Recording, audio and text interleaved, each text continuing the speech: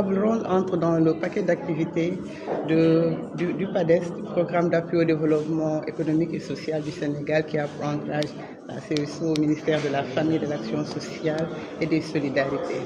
Dans le cadre de la mission de visite d'expérience et de communication bilan comptant pour l'évaluation finale du programme, une série d'activités est organisée dans les régions d'intervention du programme. Après l'étape de Sédhiou et de Kaolack, nous sommes ici à Dakar et aujourd'hui nous avons assisté à la table ronde de discussion autour d'un thème portant sur la protection sociale, un investissement avec une rentabilité démontrée ou une dépense. Oui, nous sommes partis du cas du réseau des bénéficiaires de bourses économiques de Guinaw Rail Sud pour illustrer cette hypothèse-là.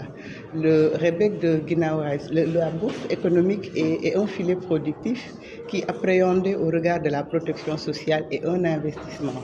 Et pourquoi nous avons avancé cette hypothèse-là? Ce sont les investissements, les dépenses effectuées dans le domaine de l'éducation, dans le domaine de la santé, dans le domaine du développement, du leadership, du capital humain, de l'estime de soi de ces bénéficiaires de bourses économiques-là, qui dans le temps étaient cloîtrés dans leur zone, pas d'activité, pas d'initiative économique. Et avec l'arrivée de cette bourse-là, aujourd'hui, ce sont des femmes qui sont capables de prendre en charge l'éducation de leurs enfants, de contribuer à la qualité du ménage, mais également de faciliter l'accès aux soins aux membres de ce ménage-là. Parce qu'il faut le rappeler également, la bourse économique, elle est destinée aux ménages très vulnérables. Oui, on a vraiment atteint les résultats attendus parce que le premier indicateur dans ce sens, c'est de voir si les activités initialement prévues ont été déroulées. Et toutes les activités prévues dans le cadre de la mission de visite d'expérience de la région de Dakar se sont déroulées très bien. Nous finissons avec la table ronde aujourd'hui avec la participation d'éminents professeurs qui composent le comité scientifique et le comité de pilotage et l'évaluation finale du projet. Oui, à 100%, nous avons coché toutes les cases de cette activité. Oui.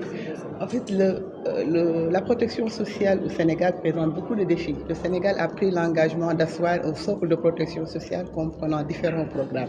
Mais quels sont les défis? Déjà, c'est lié à la fragmentation du système. Nous avons beaucoup d'acteurs qui interviennent dans le système de protection sociale.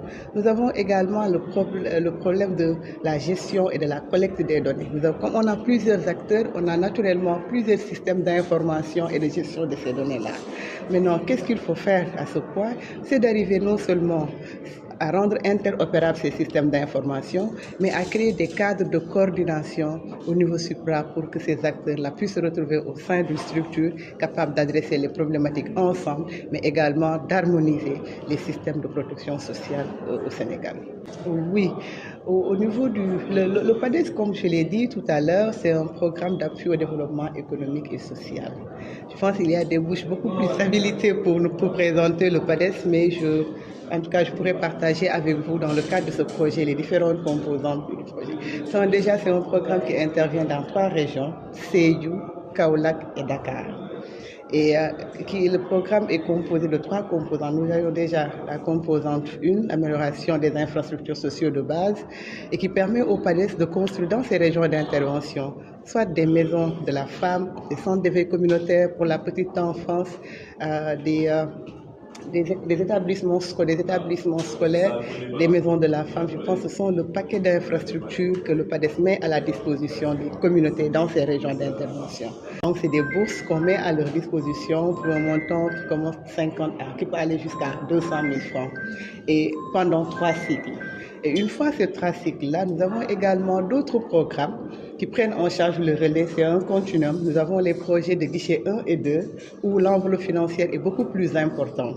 Ici, on aide le ménage à sortir de la précarité, de la vulnérabilité. À travers les projets de guichet 1 et 2, on l'aide à asseoir son activité en tant que petite et moyenne entreprise qui démarre une activité économique. Et dans le projet de guichet 3, les financements sont beaucoup plus importants. Là, on a affaire à une véritable PME qui peut commercialiser et aller même au-delà des frontières du Sénégal pour construire un Sénégal, comme on le dit, un Sénégal où chaque femme bénéficie des opportunités de la croissance économique.